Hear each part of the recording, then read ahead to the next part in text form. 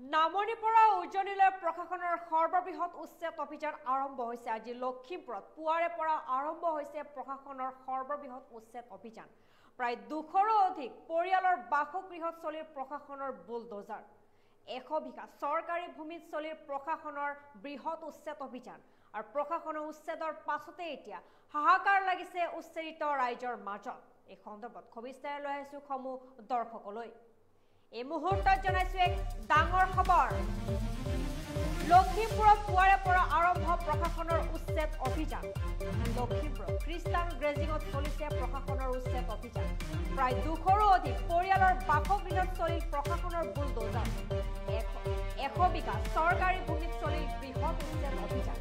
আজি পুৱাৰে পৰা 3টাকৈ স্থানত চলিল প্ৰশাসনৰ উচ্ছেদ অভিযান। প্ৰশাসনৰ জাননী পোৱাৰ পাছতে হাহাকাৰ লাগিছে এতিয়া উচ্ছেদিত ৰাইজৰ মাজত। ধ্বংসস্তূপত পৰিণত হল লখিমপুৰৰ বেদখলকাৰীৰ ভূমি। আৰু উচ্ছেদৰ পূৰ্বে ক্ষতিপূৰণৰ দাবী কৰিছিল উচ্ছেদিত লোকে। আৰু এমাহত ক্ষতিপূৰণ নাপালে উচ্ছেদিত লোকে। আৰু পাছতে এতিয়া ক্ষোভিত হৈ পৰিছে একাংশ উচ্ছেদিত ৰাইজ। গোৱালপাৰাৰ পৰা আৰম্ভ কৰি উজনিলৈ বহু ঠাইত প্ৰশাসনৰ উচ্ছেদ অভিযান আৰম্ভ হৈছে। শেহতীয়াকৈ লখিমপুৰত সৰ্ববৃহৎ উচ্ছেদ অভিযান আৰম্ভ কৰাৰ জাননী জাৰি কৰিছিল। তাৰ পাছতে এতিয়া আজি পুৱাৰে পৰা লখিমপুৰত বৃহৎ উচ্ছেদ অভিযান আৰম্ভ হৈছে প্ৰশাসনৰ। লখিমপুৰৰ খ্ৰীষ্টান গ্ৰেজিঙত চলিছে প্ৰশাসনৰ উচ্ছেদ অভিযান। প্ৰায় 200ৰো অধিক পৰিয়ালৰ বাসগৃহত চলিল প্ৰশাসনৰ বুলডোজাৰ। 100 বিঘা চৰকাৰী ভূমিত চলিল প্ৰশাসনৰ বৃহৎ উচ্ছেদ অভিযান। আৰু পুৱাৰে পৰা 3টাকৈ স্থানত লখিমপুৰত চলিল প্ৰশাসনৰ উচ্ছেদ অভিযান।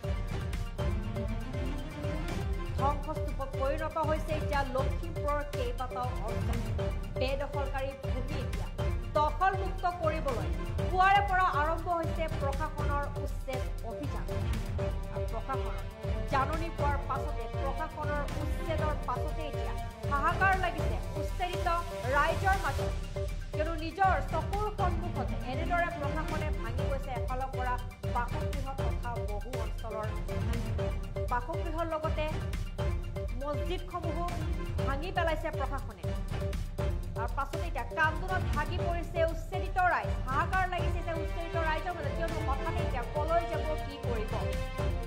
যদিও প্ৰশাসনে জাননী জাৰি কৰিছে, সেই সময়ছোৱাত কলৈ যাব, কি কৰিব, তেনে সময়তে হঠাতে আজি পুৱাৰে পৰা আৰম্ভ হল লখিমপুৰত প্ৰশাসনৰ উচ্ছেদ অভিযান।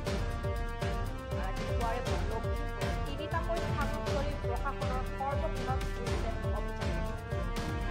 আৰু শেহতীয়াকৈ উচ্ছেদৰ পূৰ্বে ক্ষতিপূৰণৰ দাবী কৰিছিল উচ্ছেদিত লোকসকলক একাংশ লোকে। আৰু এমাহত সেই ক্ষতিপূৰণ দিব বুলি দাবী কৰিছিল একাংশ ব্যক্তিয়ে।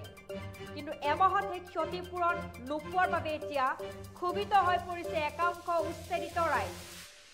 কিয়নো হঠাতে এতিয়া বেদখলকাৰী ভূমি দখলমুক্ত কৰিবলৈ প্ৰশাসনে পুৱাৰে পৰা আৰম্ভ কৰিছে সৰ্ববৃহৎ উচ্ছেদ অভিযান। লখিমপুৰৰ খ্ৰীষ্টান গ্ৰেজিঙত চলিছে প্ৰশাসনৰ বৃহৎ উচ্ছেদ অভিযান। প্ৰায় 200ৰো অধিক পৰিয়ালৰ বাসগৃহত চলিল প্ৰশাসনৰ বুলডোজাৰ। 100 বিঘা চৰকাৰী ভূমিত চলিল প্ৰশাসনৰ উচ্ছেদ অভিযান। আৰু লখিমপুৰত 3টাকৈ স্থানত আজি চলিছে প্ৰশাসনৰ এই উচ্ছেদ অভিযান। আৰু প্ৰশাসনে সেই উচ্ছেদৰ পাছতে এতিয়া হাহাকাৰ লাগিছে উচ্ছেদিত ৰাইজৰ মাজত। কিয়নো ধ্বংসস্তূপত পৰিণত হৈছে বহু লোকৰ বাসগৃহ তথা মছজিদ সমূহ।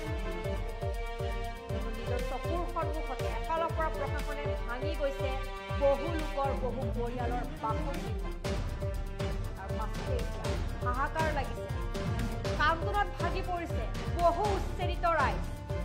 আজি পুৱাৰে পৰা লখিমপুৰত খ্ৰীষ্টান গ্ৰেজিং অঞ্চলত চলিছে প্ৰশাসনৰ সৰ্ববৃহৎ উচ্ছেদ অভিযান। প্ৰায় 200ৰো অধিক পৰিয়ালৰ বাসগৃহত প্ৰশাসনে উচ্ছেদ অভিযান চলালে। আৰু এফালৰ পৰা ভাঙি গৈছে বহু পৰিয়ালৰ বাসগৃহ।